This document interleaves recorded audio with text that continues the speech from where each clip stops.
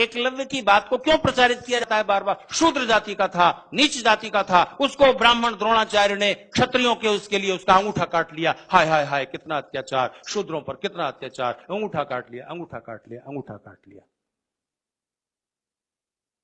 और कोई महाभारत उठाकर पढ़ने का कष्ट नहीं करता।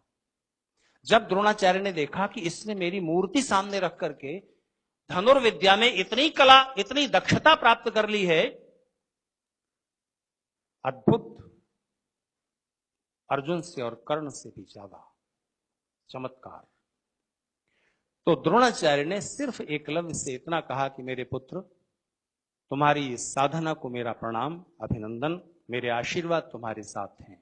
इससे भी ज्यादा अपनी साधना को बढ़ाओ, विश्व के सबसे बड़े धनुर्धर हो जाओ, पर एक गुरु दक्षिणा दो। मुझे गुरु मानते हो ना, तो एक गुरु दक्षिणा दो कि वो भांप रहे थे कि इन राजकुमारों में आगे जाकर युद्ध होगा। ये वैमनस्य आगे जा रहा है, दुर्योधन बड़ा अहंकारी है, ये ईमानदार भी नहीं है, धृतराष्ट्र इसके मोह में है, और ये राजाओं के बीच, इन राजकुमारों के बीच युद्ध होगा, राजसत्ता का संघर्ष। द्रोणाचार्य चूंकि महल में ही रहते थे, राजकुमारों को सिखाते थे, उन्हें सारी राजनीतिक बदलती हुई परिस्थितियों का आभास था। तो द्रोणाचार्य ने उससे कहा कि मेरे पुत्र, मुझे एक गुरुदक्षिणा दो, और वो ये कि जब इन दोनों राजकुमारों के गुटों में युद्ध होगा, तब तुम किसी भी पक्ष की ओर से नहीं लड़ोगे।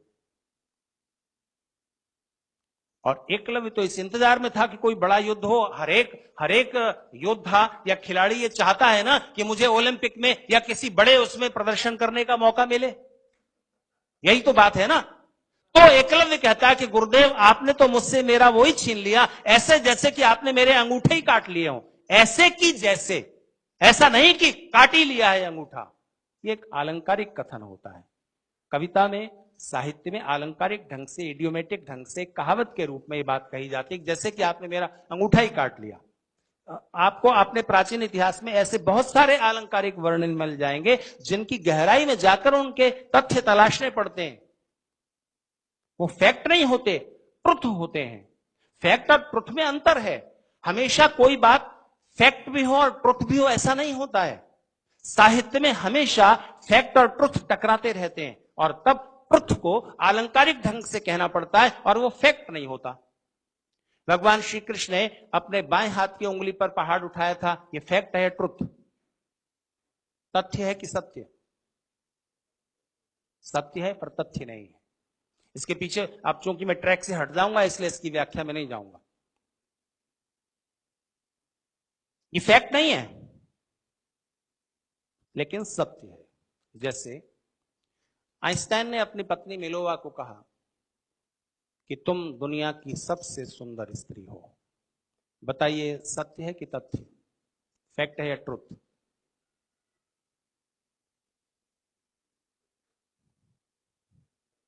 फैक्ट तो नहीं है। आइंस्टाइन बड़े मैथमेटिशियन है, बड़े साइंटिस्ट हैं। क्या उन्होंने सारी दुनिया की स्त्रियों की नाप तोल करके, मेजरमेंट करके ये फैसला किया है कि तुम दुनिया की सबसे सुंदर स्त्री हो? ऐसा तो नहीं है। पर क्या आइंस्टाइन झूठ बोल रहे हैं?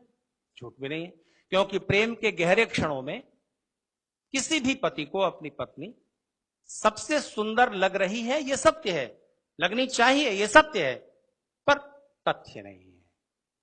तो अलंकारिक वर्णन होते हैं साहित्य में, और वो सत्य होते हैं, पर तथ्य उनमें मत तलाशिए। अंगूठा काट लिया है, उस समय क्या जातिवाद था? उस समय किसी राजा को वोट चाहिए थे, किसी शूद्र जाति के या ऊंची जाति के, से कोई लेना देना नहीं है। शंभूक को मार दिया। उत्तर प्रदेश में जाइए, मायावती की पार्टी की ओर से नारे लिखे हुए, राम नहीं हत्यारा है, शंभूक ऋषि को मारा है। अरे एक तरफ तो आप कहते हो कि शंभूक शूद्र जाति का था, उसको राम ने मार दिया, हाय हाय कितना अत्याचार शूद्रों पर। दूसरी तरफ फिर आप इस माइथोलॉजी को रिजेक्ट भी करते हो। शंभू को क्यों मारा? क्योंकि शंभूक तपस्या कर रहा था, और उस तपस्या से इंद्र का आसन डोल उठा। अरे एक दिन तो ये मेरे आसन पर अधिकार कर लेगा तपस्या के द्वारा। तो इंद्र ने राम को कहा कि शंभूक को मार दो। अच्छा, आप या तो फिर आप इंद्र मानिए, देवता मानिए, अप्सराएं मानिए, और ये सारी मैथोलॉजी को सत्य मानिए, वो तो आप रिजेक्ट करते हो। एक तरफ तो आप कहते हो राम हुए ही नहीं, राम तो कोई हिस्टोरिकल आदमी है ही नहीं, वो तो कहानी है, और उसके बाद दूसरी तरफ आप ये कहते हो शंभूक को मार दिया, हाय हाय बड़ा अत्याचार कर दिया। कैसी धूर्तता चल रही है। तो आपके इतिहास के प्रति एक घृणा पैदा हो जाए। कम से कम शूद्र या ओबीसी माने जाने वाले लोग अपने उस इतिहास की परंपरा से कट जाएं, तब उनको अगर अपने में वो कन्वर्ट ना भी कर सके वो विदेशी षड्यंत्रकारी, तो भी इस देश में, इस देश के बहुसंख्यक समाज में विघटन तो पैदा कर ही दिया ना, आपस में घृणा तो बनाई दी। और वो घृणा जब तक रहेगी, वो दीवारें जब तक रहेंगी, तब तक ये देश आपस में ही टकराता रहेगा। विदेशियों से क्या लड़ोगे, कहां से शक्तिशाली हो जाओगे? इसलिए इन षड्यंत्रों को समझने की और इन षड्यंत्रों का जवाब देने की जरूरत है। नहीं तो भारत के टुकड़े होते रहेंगे। भारत के टुकड़े होने के अभी तो नारे लग रहे हैं, अभी तो सिर्फ नारे लग रहे हैं कि भारत तेरे टुकड़े होंगे इंशाअल्लाह इंशाअल्लाह। अभी तो सिर्फ भारत माता की जय बोलने से परहेज हो रहा है। एक दिन आएगा कि ये बात सत्य भी हो जाएगी। चाइना की वेबसाइट पर आप देख सकते हैं, इस देश को 26 टुकड़ों में बांटने की तैयारी। कौन सहयोग करेंगे?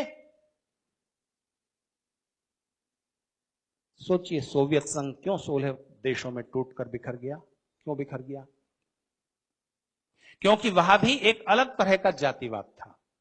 इथियोपियन सर्बियन से शादी नहीं करता, सर्बियन लिथुआनियन से नहीं करता, और इस तरह से उन 16 अलग अलग प्रांतों में रह रहे लोग एक राजनीतिक विचारधारा, कम्युनिस्ट विचारधारा से जुड़कर एक देश, एक संघ बन तो गए थे, लेकिन उनके अंदर अंदर के टकराव जारी थे। और थोड़ा सा मौका मिला, गोरबाचोव और येल्त्सिन के सहारे अमेरिका ने अपनी पॉलिटिक्स सफल कर ली और आज वो देश 16 टुकड़ों में बिखरा हुआ है, जो देश की धरती की महाशक्ति होता था। अगर इस देश में जातियां एक एक इलाके में रह रही हो, तो बताइए देश अपने आप टूटा हुआ है कि नहीं? इस देश को 26 टुकड़ों में बांटने का इंतजाम है, और सहयोग करेंगे हमारे अंदर के ही लोग, जिनके मन में देशवाद में स्वार्थ पहले है, थोड़े से स्वार्थों के लिए। उन सारे जातिवादी आंदोलनों को चलाने वाले लोग कौन हैं? हमारे देश के ही लोग तो हैं। पैसा कहां से मिलता है, फंडिंग कहां से होती है? एनजीओ की आड़ में, बाहर से। और हमारे ही देश के खिलाफ वो षड्यंत्र कर रहे हैं, जड़ें काट रहे हैं, हमको पता भी नहीं चल रहा। सुसाइड करने की इच्छा होती है, एक साइकेट्री में बीमारी है। इसी तरह अपनी आंखें फोड़ लेने की इच्छा होती है। 3 महीने पहले अभी एक ब्रिटेन की लड़की ने अपनी आंखें फोड़ ली, वही बीमारी थी उसको। क्यों भाई, आंखें क्यों फोड़ रहा है? मुझे लगता है हिंदू समाज में ये इच्छा परमानेंट है। वो देखना ही नहीं चाहता कि उसका हित क्या है, अहित क्या है, क्या षड्यंत्र हो रहे हैं, क्या साजिशें चल रही हैं, जानना नहीं चाहता। और बताओ तो छोड़ो ना यार, आईपीएल चल रहा है, देखते हैं जरा। तो आपके लिए देश में सत्ता परिवर्तन का जब समय आता है, तब हम सिर्फ या तो जाति देखते हैं या ये देखते हैं उस पानीपत के दर्शक की तरह कि देखें कौन जीतता है। इस मनोभाव को तोड़िए। देश ने पहली बार विकास के मुद्दे पर वोट किया है इस लोकसभा में, सन 14 में 39% वोट है, वो भी सिर्फ अभी 39। इसको आप पूरे वोट का बहुमत नहीं कह सकते हैं। यानी अभी भी देशभक्ति के लिए, विकास के लिए, जाति और दूसरे मुद्दों से ऊपर उठ करके वोट देने का भाव इस देश में अभी और प्रबल करने की जरूरत है। इस देश में सत्ता पाने का कौन सा फार्मूला है? हिंदू समाज की 1 या 2 बड़ी जातियों को तोड़ो, अल्पसंख्यकों के एक बड़े वर्ग को जोड़ो, और उसके बाद सत्ता पा जाओ। और फिर इसके लिए आप उनके हित में फिर जो भी कर सकते हैं वो कीजिए। इस सारे षड्यंत्र को पहली बार किन कारणों से इस देश की जनता ने समझा, और वो भी अभी 39% है। तो इस भाव को बढ़ाना होगा। हिंदू समाज, इस देश का बहुसंख्यक समाज, जिसकी रूट्स इस देश में है, उसको सावधान होना है और अपनी नई पीढ़ी को अपने उस स्वाभिमान से जोड़ना है। क्या आपके बच्चे अपनी भाषा पर अभिमान करते हैं? आप उन्हें इंग्लिश पढ़ाइए, अच्छी बढ़िया इंग्लिश बोल सकें, इतनी पढ़ाइए। पर एक बात ध्यान रखना, अपनी भाषा मत भूलने देना। इस देश के लोगों ने अपराध ये नहीं किया कि अपने बच्चों को इंग्लिश पढ़ाई, अपराध ये किया कि इंग्लिश पढ़ाते पढ़ाते उन्होंने उनसे हिंदी, मराठी, गुजराती वगैरह में बातचीत बंद कर दी और उनकी थिंकिंग लैंग्वेज इंग्लिश बन जाने दी। उसका परिणाम यह है कि वो अपनी रूट से कट जाते हैं। पर हमेशा ध्यान रखिए, आप कितना भी इंग्लिश पढ़ा लो अपने बच्चों को, आपके बच्चे कितनी भी अच्छी इंग्लिश बोलने लग जाएं, अमेरिकन से ज्यादा अच्छी बोलने लग जाएं, ब्रिटिश लोगों से ज्यादा अच्छी बोलने लग जाएं, हमेशा ध्यान रखना, एक ब्रिटिश, एक अमेरिकन कभी भी आपको अपने बराबर दर्जा नहीं देगा, आपसे छोटा मानेगा हमेशा। नस्लवाद उनकी रग रग में भरा हुआ है, कूट कूट करके। वो स्किन के कलर के आधार पर दुनिया को 3 हिस्सों में बांटते हैं, white people, black people, coloured people, जिसमें हम और आप आते हैं। वो कभी दूसरों को अपने बराबर दर्जा नहीं देंगे। आप बोलते रहना अंग्रेजी कितनी भी अच्छी, तो आप अपनी भाषा से तो कट गए, दूसरे की भाषा आप बहुत अच्छी बोल रहे हो, वो आपको अपना मानता नहीं। कहां के हो? न घर के न घाट के। आप उन्हें साइंस पढ़ाइए, लेकिन कभी उनको अपनी फिलोसॉफी की भी तो कुछ बातें बताइए। वो फिलोसॉफी जो दुनिया में सारी दार्शनिक चिंतनाओं के ऊपर है और उनके मूल में है। बाकी सारी दार्शनिक विचारधाराएं उसी दार्शनिक विचारधारा को कोई एक कण लेकर के अपना विकास करती हैं। ये मैं दावे से कह रहा हूं आपको, सारी फिलोसॉफीज की कंपैरेटिव स्टडी करने के बाद। Alexis Carrel Nobel prize winner scientist हैं, उनकी एक किताब पढ़िएगा, Man the Unknown. Alexis Carrel कहते हैं कि पूरी मॉडर्न साइंस कितनी भी खोज कर ले, एक क्वेश्चन हमेशा अनआंसर्ड रहेगा।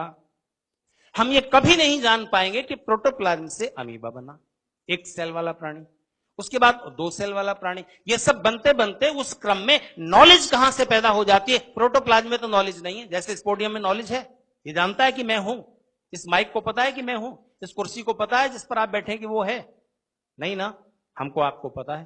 तो ये जो ज्ञान रखने वाली सत्ता है, ये कहां से पैदा हो जाती है? अगर प्रोटोप्लाज्म से, प्रकृति के जड़ तत्वों से ही ये चेतना बन गई, तो प्रकृति में भी ज्ञान होना चाहिए। नेचर के किसी भी मैटर में ज्ञान नहीं है। तो ये ज्ञान कहां से पैदा हो जाता है, कैसे क्रिएट हो जाता है, ज्ञान रखने वाली शक्ति कहां से पैदा हो जाती है? साइंस की लेबोरेटरी में ये प्रश्न कभी नहीं जाना जा सकेगा। इसका उत्तर कभी भी जानना हो, आपको भारतीय ऋषियों के चरणों में जाकर बैठना पड़ेगा। उसके अलावा उत्तर कहीं भी नहीं है।